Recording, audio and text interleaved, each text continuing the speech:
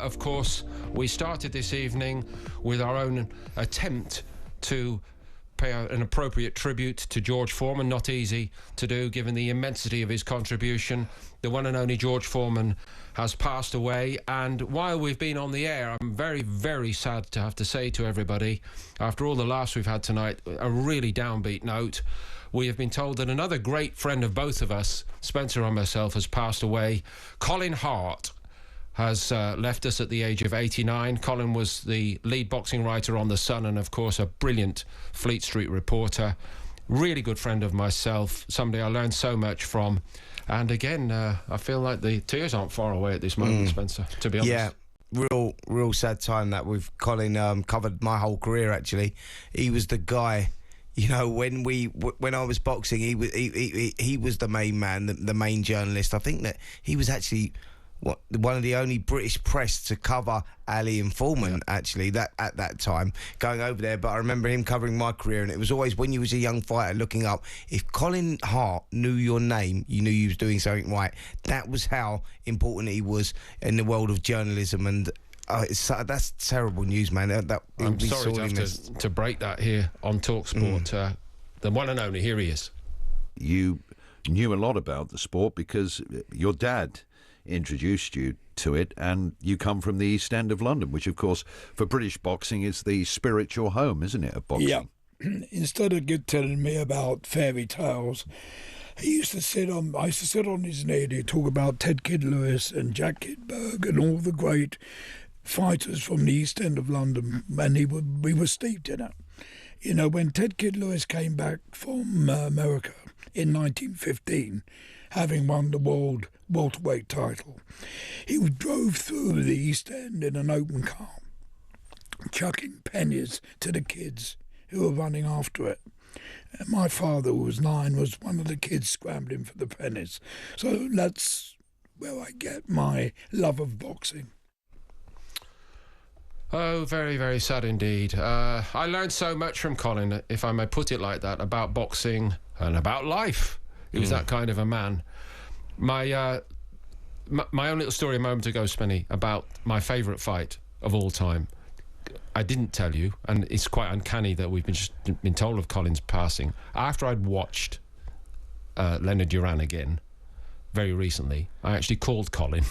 Wow. And I said, Colin, unless my eyes deceive me, this is one of the great fights in the history of boxing, and it's probably the greatest fight I've ever seen. And he said, well, I'm glad I taught you something after all these years.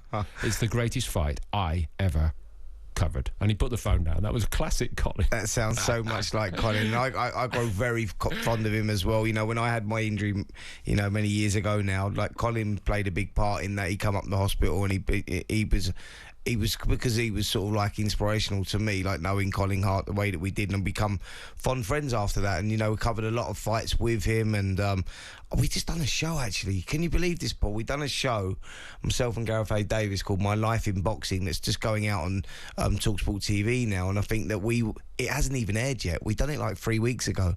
Colin come into the studio, and he was giving us his stories about covering, you know, Ali and Foreman, and going back in the day. And he's got so many great stories, and he's such a great guy to be around, so warm and loving. And I'm sort of speechless, really. I'm lost for words, because that's just shocked us, because we just that news has just broken. I'm sort of unprepared for it, if I'm totally honest. I'm totally unprepared, because I'm in total shock. Same, but Colin would understand. You know, the show goes on. He would have always said that, Spencer. But sort of moving on to sort of heavyweights in a different sport.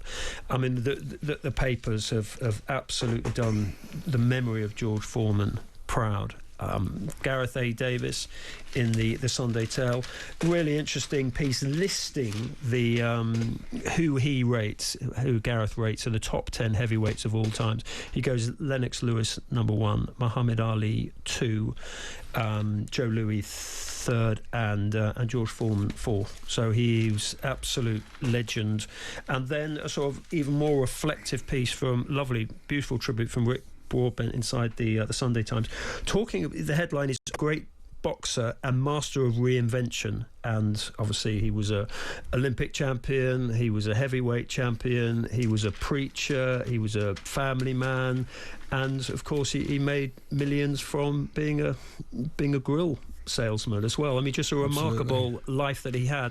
And I mean, while we're talking about boxing legends, I mean, my condolences, to you, because obviously you were close to Colin Hart, and most significantly to Colin Hart's family. Absolutely.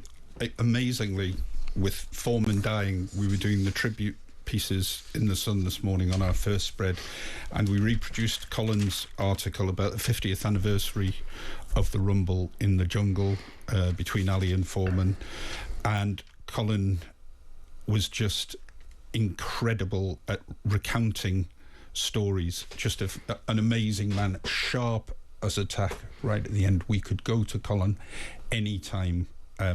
I mean, even he filed his last column very recently, he was still doing his columns right to the end. Always beautiful copy, absolutely precise. The old thing, on you time. Never needed a sub, on time, and would check in. Is that okay? I'm not feeling so well at the moment, but are you happy with that? Absolutely brilliant, and a writer revered by everybody across the world, Colin. And boxing was his thing, obviously, but he also was an athletics correspondent for many years. I think he went to 8 Olympics, and as many people will know, a big West Ham fan, gloried in the fact that West Ham won the World Cup as well. And he just fantastic man, great man. We're going to miss him hugely on the Sun. I think the whole world of sports journalism will too. Anyway, here we have a clip of Colin discussing the big fight between the late great Muhammad Ali and George Foreman. I've been very fortunate to have covered nearly 70 World Heavyweight Championships, but without question, the most bizarre was Muhammad Ali challenging George Foreman for the title in Kinshasa, Zaire. I tipped Ali to win. I'm boasting about that because I was the only British boxing writer to do so. Now, the reason, because I felt Foreman didn't have any stamina. He had the power and no stamina, and Ali had the heart. Now, I thought Ali would dance and wear Foreman out. The opposite was the truth. He stood against the ropes and allowed Foreman to punch himself out until he was so exhausted he couldn't resist Ali's combination punches that ended the fight in the 8th round. And Ali had won the title back. And dear old Harry Carpenter, my old late colleague from the BBC, yelled into his microphone, "Oh my God, he's knocked him out," which the BBC raised from the commentary, to be honest. Colin Hart, what a man, not just a great man, but a great broadcaster, popular with so many of his colleagues. As I say, we will miss him terribly. On AM, on DAB, via the talkSPORT app and on your smart speaker. talkSPORT.